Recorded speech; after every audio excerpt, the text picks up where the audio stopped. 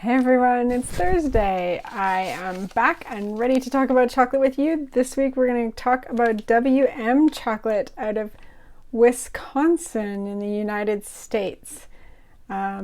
Interesting things happening with this maker these days, so it's going to be interesting to talk about it. And I'm glad you can join me. So let's talk about it. So the WM chocolate, it was started in 2016 by William Marx out of Madison, Wisconsin. It's basically a one-person chocolate organization. He's a small batch maker. You may have seen some of his older packages, like this. He's made some changes last year, and they're pretty dramatic. And so we'll talk a little bit about that as we get further on. But first, I want to give you some background on Will. So it was interesting for me to talk to Will because we have some commonalities with families. So he was graduated in 2011 from the University of Wisconsin-Madison. He started there in biochemistry and went to the biochemistry class, and the prof said, "Oh, well, we're going to be studying photosynthesis for 4 years." I would be like, yeah! He was like, no! So he switched into history and classics, and he's done some archaeology. And many of you know that my husband is an archaeologist, and Will actually had the chance to go on some digs in Turkey. So we talked, when I was emailing him, we talked a little bit about Turkey and how fun it is there. Istanbul is just one of the greatest cities. And so he has a degree where he majored in history and in classics. He also has an MA from Columbia University in New York in social studies education. And he did that for a while he was living in New York City. He taught as a substitute teacher. He did student teaching, taught as a substitute teacher. Then he decided to move to upstate New York and start a music sharing site. One of his hobbies and great loves is music. And so I guess he was going to give a go at that. I don't think that worked out for him. So things switched. So Will actually has no culinary background, but where the interest in food came in is when he was living on his own for the first time. He had to cook for himself. No one else was cooking for him. And so he became more interested in nutrition and unprocessed foods and the ethics behind certain foods. And he started making things from scratch for himself. Things like bread, nut butters, dairy, fermented foods. And for a while, he actually quit eating chocolate because he had an aversion to processed sweeteners. Eventually, he found a chocolate that was more nutritious, but it didn't check the flavor box. So chocolate became a hobby for him at home, just like bread making and all the other things that he was doing at home.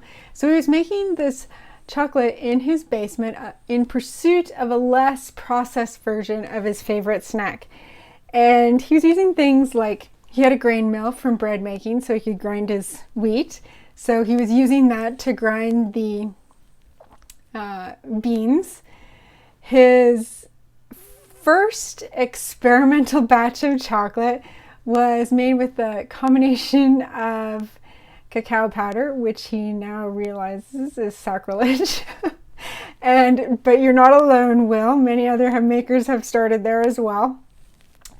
And cocoa butter, and it was a gift for his mom on Mother's Day. I can't imagine how that would turn out. Yes, I can imagine how that would turn out. But needless to say, he went on to do further research and learned how to make chocolate better. And he did this the same way that most makers do it in that time, was John Nanciad Chocolate Alchemy. He looked up them, he went onto chocolate forums, he got some technical papers to read. His first chocolate grinding machine was a gift to himself for Valentine's Day, which is fun. So he's recently made some changes One of the things that are important to him is bringing the price point down for the consumer so that good, nutritious, ethical chocolate is more available to the consumer. A lot of people balk at a $8, $10, $20 bar unless you're like a chocolate geek like me, even then. But so he's been working on bringing down his price to consumers. So that's part of the changes from the old packaging to the new packaging. So I think that's all I want to tell you before I flip the camera around. So I'm going to flip the camera around and we're going to talk a little bit about the chocolate and the stuff on the packages, and we'll go from there. Okay, so here I have some of his old bars, and a lot of people really like these bars. I really like his Porcelana, I like his Belize. Here's a can of his drinking chocolate that he used to make. I really like this. It was one of my favorite drinking chocolates ever. But what he's done is that in order to cut his own costs, he has decided to work only with one source, one origin. So these ones all come, if you look on the package, he's got all these different sources here. So one, the Belize, the Maya Mountain comes from Uncommon Cacao, one comes from Cacao Direct, one comes from Cacao Marquez. So he's sourcing all of these bars from different places, and that increases the cost. Whereas if he just purchases from one source, that lowers the cost to him and allows him to produce it at a lower cost for the consumer. So that was one reason for the change in packages. They're just so pretty, right? Look at I don't know what you call that, chromatic shift. They're beautiful to look at. The packaging is a little bit cheaper for him. Yeah, so I'm not going to open one of the old ones. This is like precious to me now because he doesn't make them anymore. So we gotta save them. So not for too long though. So these are his old packages. I'm going to open one of his new ones. I'm going to open this one, the Classic Dark. So let's see what else I want to talk. Well, let's look at the packaging. So this is his Classic Dark. It's 70% cacao from Dominican Republic, single origin, WM chocolate, smooth, sweetened with traditional whole cane sugar. Oh, that's the other thing I want to talk about, how he gets his sugar. So Will talks about how, and I'll open this while I tell you, 70% of the bar is cacao. That means 30% of the bar is coming from, you're getting flavor from the sugar. So why not have a sugar that tastes better?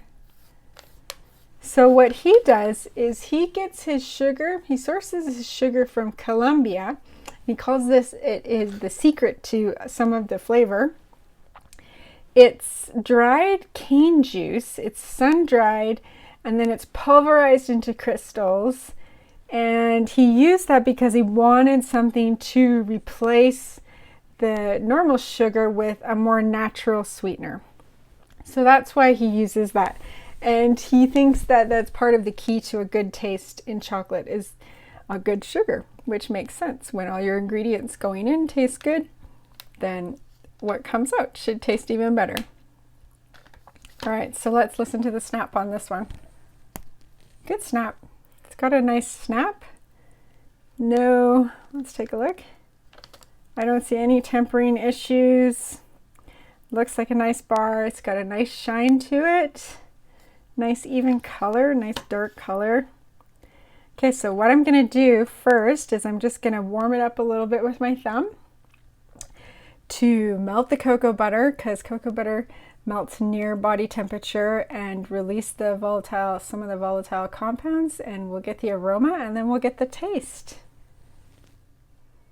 All right, so when I warm this up, I get a nutty cocoa and maybe like a fermented fruit kind of smell.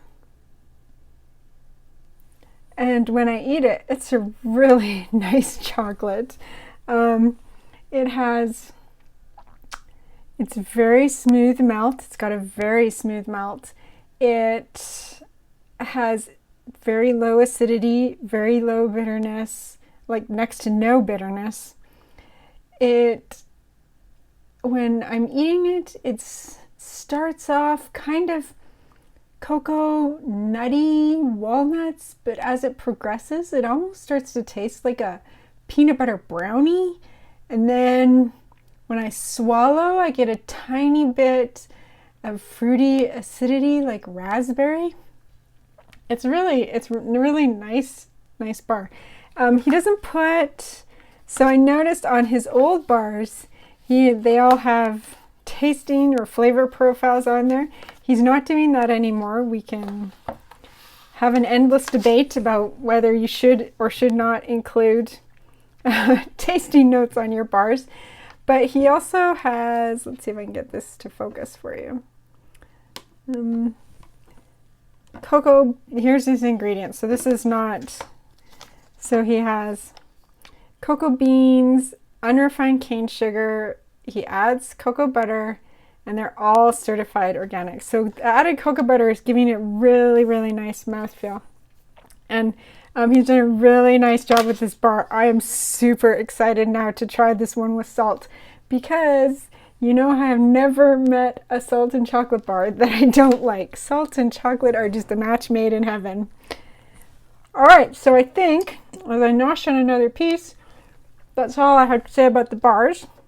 Let's flip the camera up and talk a little bit about his goals moving forward and the changes that he made in the last year.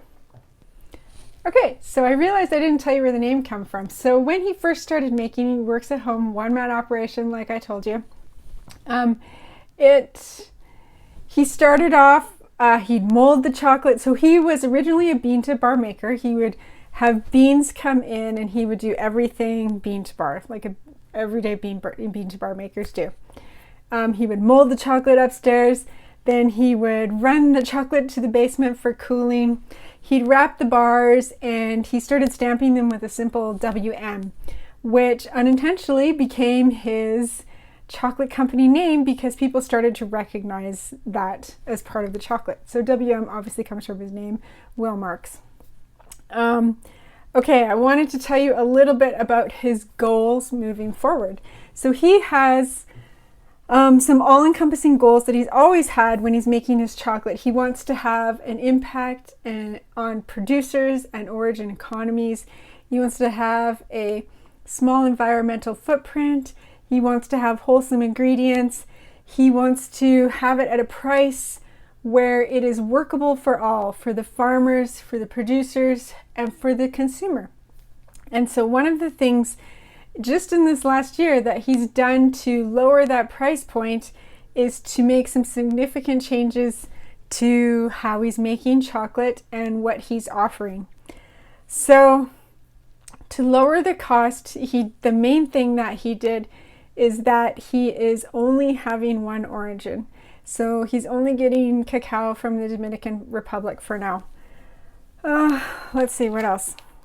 He changed the packaging. So this packaging is less expensive than this one. This is actually a 2-layer packaging, so it's got cardboard. And then on the inside, it's got a plastic layer. So that probably decreased his packaging costs. He is only going to produce 4 bars in his lineup. So he's only going to have the dark and salt, the dark and coffee, the 70% that we tried today, and an 85%. The other thing that he did is that he changed where he's coming into the process of making cacao. So a lot of times bean to bar makers will villainize purchasing what's called cacao liqueur or cacao mass, which is already ground up cacao. So it's when cacao beans have been roasted, winnowed, and ground up and are now a liquid that you purchase. The reason why they vilify this is because a lot of times care is not taken in each of those steps to make it to either A, use high quality ingredients, or make it flavor a priority when you are processing those. So that's why a lot of bean to bar makers choose to buy the beans. Now, Will has cut his costs by finding a partner in the Dominican Republic that he can work with that cares about the flavor and using fine flavor cacao, so that he comes in. So technically he's no longer a bean to bar maker. He's coming in and buying liquid mass, and that's where he picks up making the bar. So he picks it up where he's adding the sugar, the flavor of the sugar, and the mix with cocoa butter and sugar and all of that. So that's where he's coming in as a maker, and that allows him to lower his overall cost. But bonus, it also allows the origin to keep more of the value. So the more the product is processed at origin, the more of the value that stays at origin. The other thing that it saves on is shipping. When you're shipping mass, you have removed the husk from the cacao bean, and that's about 20% of the weight, and it's something that usually gets just thrown away or recycled. And so he's removing that from the shipping cost, from the weight shipping cost, and so that is saving him money, which allows him to lower his price point as well. So those are the changes, but you know what? He's doing those 4 bars really well. Like the one that I tasted today, yum, can't wait to taste the salt. I think he's doing a really good job at meeting the goals that he's set for himself, having nutritious chocolate and having it be really good chocolate, delicious chocolate for everyone who wants to buy it. So don't expect to see milk bars from him. Don't expect to see crazy inclusions or any inclusions other than like the basic salt and toffee that he has. Nothing weird's going to be coming out of WM chocolate. But that's okay, because he's just producing really good chocolate all without doing that. Do I have anything else to tell you about this? I don't think so. I think that's it. So that's WM chocolate. It may be a little tricky to get right now because he's switching all kinds of things around and where you can get and what you can get. But I would seek it out and get some if you can, because it's really good. And that is the chocolate maker for this week. If you like learning the stories behind the chocolate, make sure to subscribe here and like this video and leave me a comment. Have you tried WM chocolate? What do you think about lowering the price point? Let me know what you think, and we will see you next week. Thanks for watching.